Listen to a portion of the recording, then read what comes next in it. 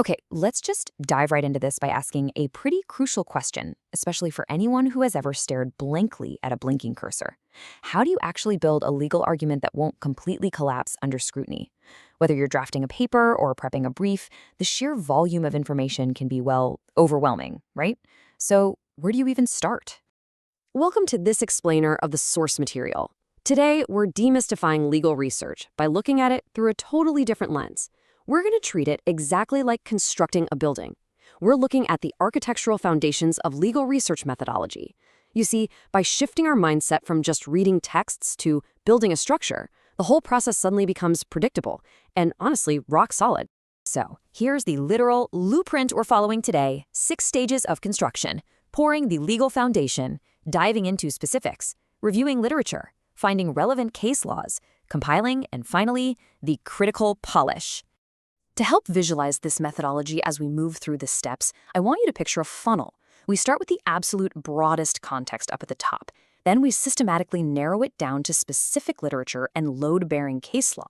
And finally, we widen back out at the bottom through a critical synthesis that introduces your own unique voice into the mix. All right, step 1, pouring the legal foundation, understanding the general legal context. Just like in actual architecture, you simply cannot put up the roof before you understand the ground you're building on. You really have to avoid the temptation of jumping straight into the highly nuanced arguments of your topic. Say your claim is about regulating social media. Well, you can't start by arguing about current events. First, you've got to pour the concrete. Ask yourself, what actually is an intermediary in legal terms? You need to establish that baseline law so your later arguments actually have something to stand on. Moving on to step 2, diving into the specifics, framing the house. This right here is where we start giving our research its actual shape. Once those basics are covered, you absolutely must zoom in on the granular details. If we keep going with our social media example, framing the house means exploring all the different regulatory models out there. You're actively seeking out the drawbacks of the existing framework, and you're digging into the criticisms against increased regulation. Basically, you're outlining all the specific rooms and corridors of your argument.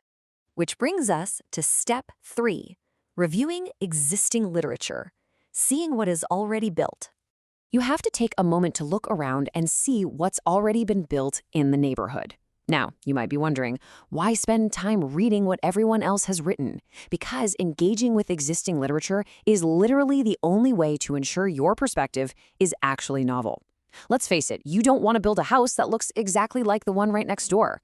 Plus, doing this forces you to completely understand different and sometimes completely opposing viewpoints.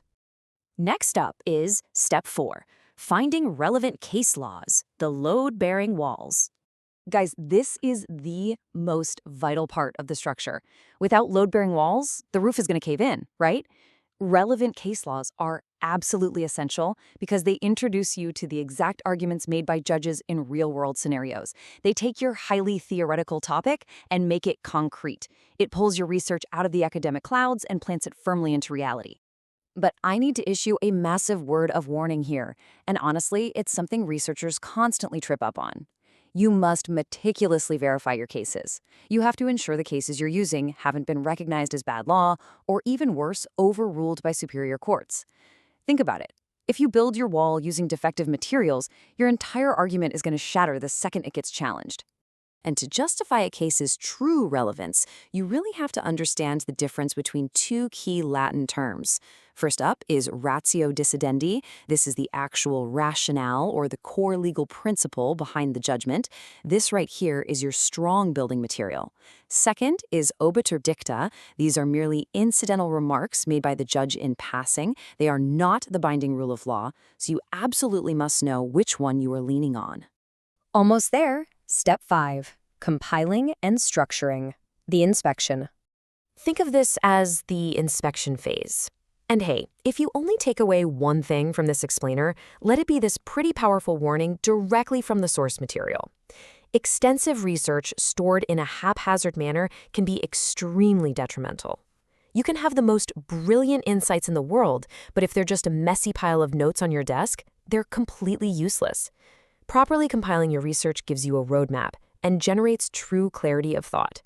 Structure is basically what separates a random pile of bricks from a beautiful house. Finally, we've reached step 6, the critical polish, discussion and critical thinking. So the house is built, but now you've got to stress test it. You've probably been staring at this project for hours, maybe even weeks.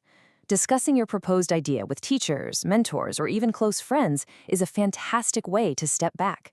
Getting that outside perspective is incredibly effective at identifying logic gaps that you might be completely blind to by now. It's really your first safe opportunity to test drive the argument. And that brings us to arguably the most important step in the entire process, rereading your own research critically. And no, you aren't just checking for typos here. You want to formulate questions that will actively intrigue your readers and literally force them to critically engage with your work. By strictly following the 6-step architectural blueprint, from pouring that initial foundation all the way to the critical polish, you ensure that you aren't just regurgitating facts. You are building something entirely new and, importantly, structurally sound. You've done the hard work, you've checked the blueprints, and you've laid the bricks. So as you sit down to look at your next project, ask yourself, what novel issue will your research uncover?